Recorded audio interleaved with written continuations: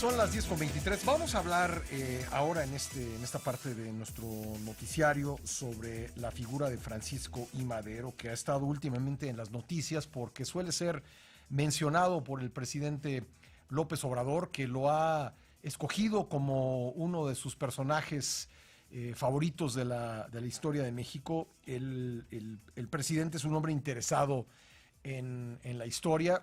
Qué tan buen conocedor de la historia, eso lo dejo que cada quien lo diga, pero sin duda lo que puede decirse con mucha objetividad es que cita con frecuencia la historia para entender el contexto actual o para referirse al contexto actual, y que Francisco I. Madero es uno de los personajes que cita con mucha frecuencia. Hoy vamos a hablar con los escritores, historiadores Rosa Luisa Guerra Vargas y Edgar Rojano, quienes escriben como parte de la serie Cara o Cruz de Editorial Taurus, de la cual nos hemos ocupado ya en este espacio, el libro sobre la biografía, la historia de Francisco I. Madero. Les doy la bienvenida. Rosa Luisa, ¿cómo estás? Muchas gracias, muy honrada de estar aquí. Gracias, muy amable. Edgar, ¿cómo estás? Buen día, gracias. Bueno, creo que es importante, el personaje es interesante, no solo por el papel que jugó en la historia de México, sino por el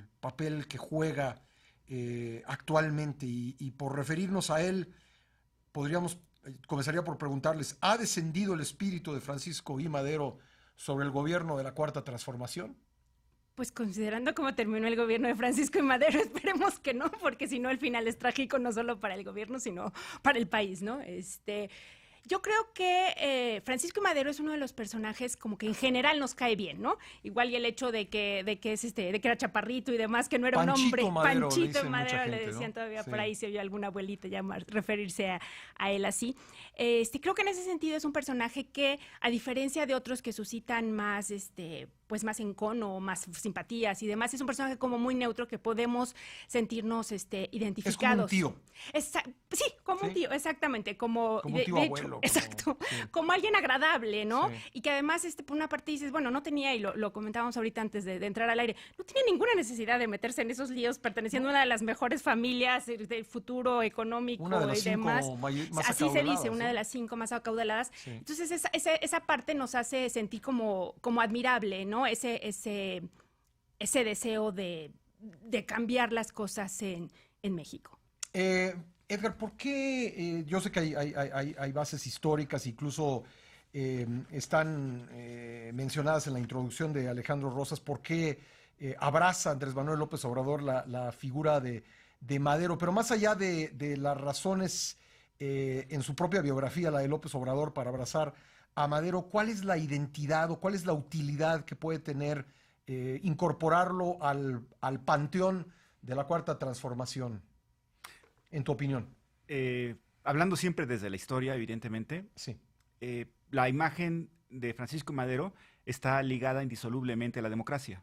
Aunque la democracia es un término que cambia con el paso del tiempo, es evidente que está queriéndose ver el triunfo del nuevo gobierno, el triunfo electoral asociado con esta imagen, ¿no? O sea, no es gratuito que el triunfo electoral que obtiene Madero en 1910 sea irrebatible, y con el cual México entra a otra etapa, y hoy sucede un poco lo mismo, pues, ¿no? Entonces, la figura de Madero se identifica mucho con el nuevo régimen, aunque también había que aclarar que el uso, como muchos otros pasajes de la historia, tiene un uso político, ¿no? La historia... Es el emblema de la tercera transformación, digamos.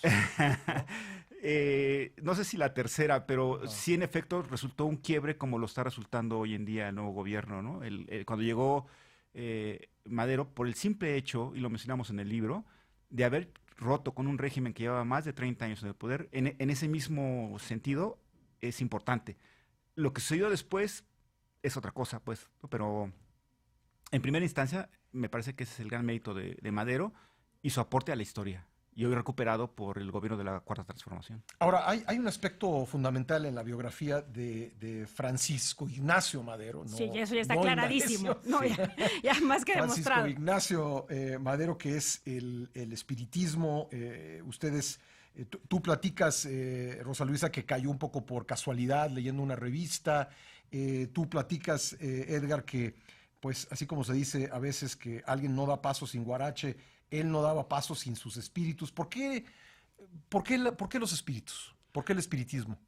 Pues yo creo que, bueno, porque yo creo que pudo haber sido cualquier otra cosa, ¿no? Yo creo que fue una casualidad que empezara a leer esta revista de su papá y lo que le aportó el espiritismo en una primera instancia a Madero fue como una estructura, que de alguna manera su educación católica y demás, como organización mental o jerarquía de valores no se lo había dado, y él encuentra en el espiritismo esta jerarquía de valores, esta organización mental que necesitaba. Y a través de lo que le van dictando los espíritus en estas múltiples sesiones que tiene a lo largo del tiempo ya en México, no tanto en Francia, donde descubre el espiritismo, pues le da como una estructura moral muy curiosa. Y ya hacia el final de su vida también se inclina mucho al budismo, cosa que llama un poco la atención, puesto que estamos en un país que quizás lo suponemos a veces más católico de lo que en realidad siempre ha sido, pero le da esta estructura y por eso es tan importante para él. Y es una estructura que nada más le funciona a él, porque trata de involucrar a su familia y demás en las sesiones. Y en la disciplina que le dicen los espíritus, que deje de beber, que deje de fumar, que haga ayunos, deje de comer carne también, etcétera. Entonces eso le da como una estructura y una preparación para lo que él considera su misión. Edgar, tú dices que uno de sus principales libros, La sucesión presidencial de 1910, arranca, digamos, como un ejercicio espiritista, podríamos decirlo así.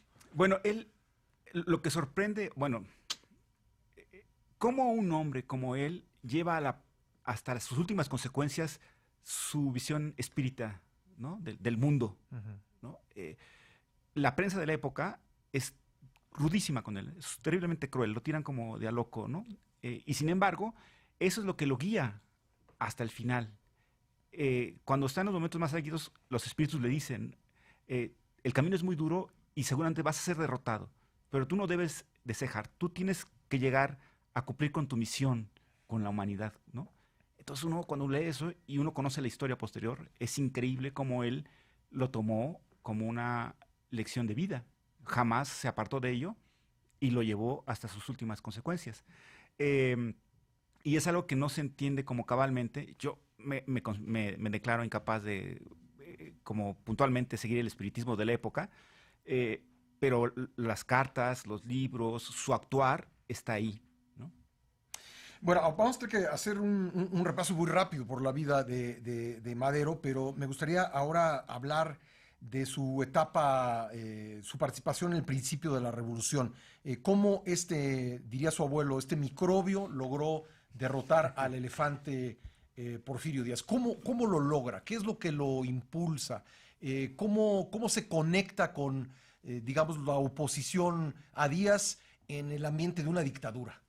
Bueno, ya había desde muchos años antes, digamos, antes del estallamiento propio de la revolución, ya tenía como un networking, le diríamos ahora, tenía una amplia correspondencia con muchos de los que estaban en contra del régimen. Era un hombre que escribía mucho, sí, y escribía largas cartas y tenemos correspondencia con una monja, con posteriores revolucionarios, etcétera. Era un hombre que ya se había involucrado, había sido candidato a la gubernatura de Coahuila, o sea, ya traía cierta carrera antes del momento de estallar. Y ya tenía cierto prestigio y logra precisamente con esta idea que señala bien Edgar de la democracia, que es como una palabra muy atractiva, ¿no? A todos nos gusta la palabra democracia y es justo la que empieza a juntar. Y además el revivir el sufragio efectivo, no reelección, que era un lema que se había utilizado antes y que lo había utilizado Porfirio Díaz a su favor, eso causa cierto impacto y obviamente logra pues galvanizar o juntar todos esos espíritus rebeldes que ya no querían este sistema tan opresor, ¿no? Que le había sido el de Porfirio Díaz, sobre todo al final. Edgar. Es increíble como un personaje, como ya ha dicho Rosa anteriormente, que no tiene ninguna necesidad de involucrarse en política, se empeñara en cambiar las cosas de este país en aquel momento. En 1904, cuando se emprende la campaña o se involucra en la campaña para gobernador en Coahuila y que son derrotados, uno pensaría que podría haber dejado las cosas por la paz. Y dice, no, ahora vamos a crear un centro nacional antireeleccionista. Y cuando todos ven cómo el microbio, en palabras de Rosa, es atacado por el elefante y él no ceja, ¿no? Y él insiste, hasta que pasa lo impensable, que es que derrote con las armas de la democracia al viejo régimen, ¿no? Eso es sorprendente. ¿no? Porque no hay... Con muy pocos balazos, ¿no? Porque, digamos, cuando Sí. Díaz se exilia, bueno, no estoy diciendo que no hubiese un ambiente de efervescencia y de algunos brotes de violencia, como cuchillo parado y otros Otros hechos, pasajes, sí. pero digamos que lo más cruento de la revolución sucedería después, Sí. no en ese año de 1910, 1911. No, no. Hay un discurso político que es muy atractivo para la gente, el sufragio efectivo, la no reelección. Hay una organización política que no existía, ¿no? No había clubes políticos. Generalmente eran clubes que se formaban al calor de la elección y siempre para apoyar el reeleccionismo de Porfirio Díaz. Él organiza una corriente política que se concreta en partidos locales, en un partido nacional, crean asambleas, recorre el país, algo también impensable para la época, y recurre a las urnas. Y solamente hasta que ve que el camino de las urnas está cerrado es cuando recurre al llamado a las armas, ¿no? Y después eso también, como bien mencionas, tampoco hay muchos actos violentos en ese momento. La toma de Ciudad Juárez en 1911 y seguramente la toma de Cuautla también en ese mismo año de 1911 son los grandes pasajes militares de la época, ¿no? Y después lo más cruento vendrá con la contrarrevolución y la caída del gobierno de Madero. Bueno, me gustaría que habláramos del gobierno de Madero porque ha sido tema en los últimos días. El presidente López Obrador se ha referido a las causas, a lo que provocó la caída del presidente, la muerte del presidente Madero, incluso en el tuit del fin de semana en el que habló del golpe de Estado. Me gustaría que habláramos de esto. Andrea, hacemos una breve pausa y regresamos para seguir platicando con Rosa Luisa Guerra y Edgar Rojano, autores de la biografía de Francisco I. Madero en la serie Cara o Cruz de Editorial Taurus. Regresamos enseguida. Pues, comentábamos antes del corte que el presidente Andrés Manuel López Obrador ha mencionado con mucha frecuencia en días recientes al presidente Madero, y en un tuit el fin de semana pues dijo que a diferencia de Madero, que no había creado base social y por ello se crearon las condiciones para su caída, en la actualidad pues no habría las posibilidades de un golpe como el que derrocó al presidente Francisco I. Madero y le costó la vida. La utilización, primero me gustaría preguntarle rápido sobre la utilización pues de este desenlace de la vida de Madero en el contexto actual. ¿Cómo lo ven ustedes?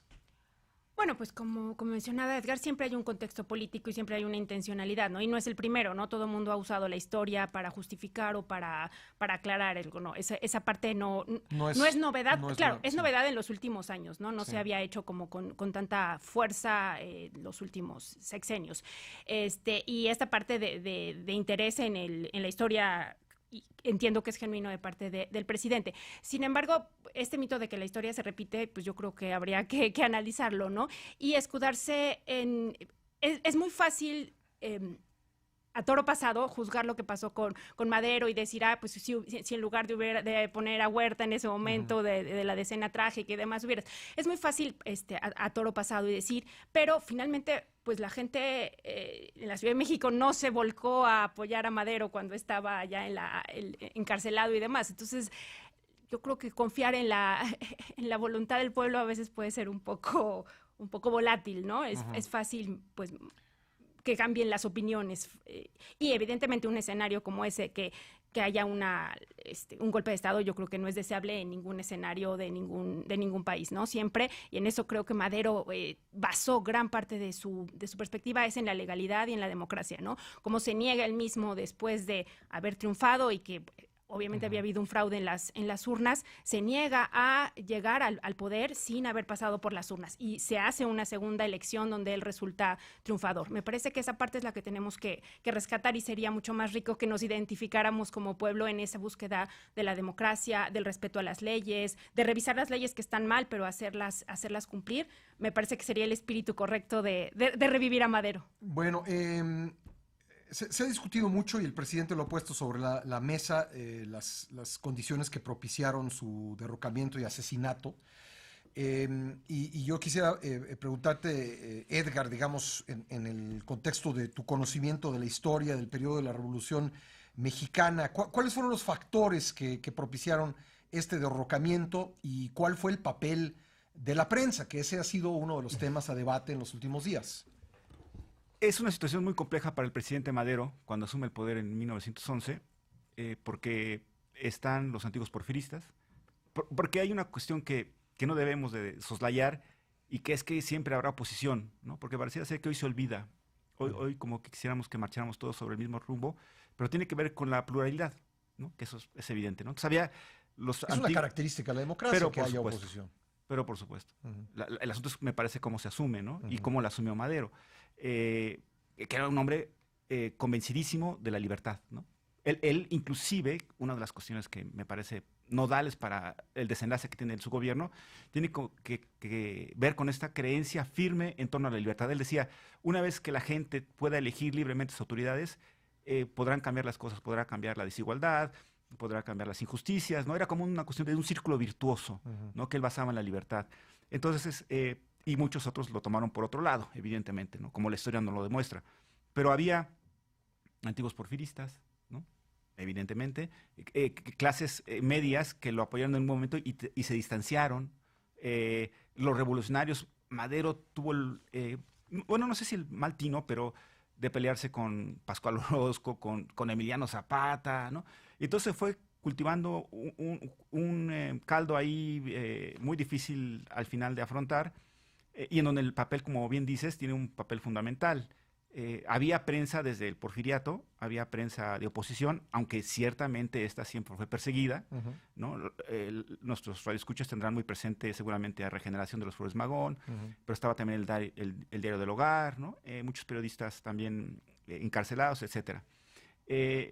Pero esta libertad de la que gozan, en vez de ser, digamos, aprovechada en términos del juego que se estaba abriendo con la llegada del maderismo, se utiliza para exacerbar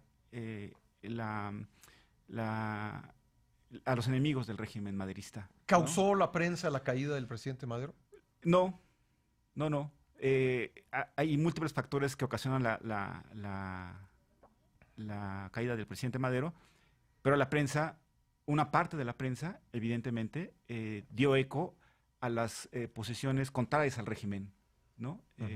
Pero no creo que la prensa haya sido la culpable. No, nos quedan muy pocos minutos, y nada más quisiera preguntarles rápido si me pudieran dar su opinión sobre el uso de la frase muerden la mano de quien le quitó el bozal, que utilizó el presidente en una muy polémica conferencia de prensa el jueves de la semana pasada.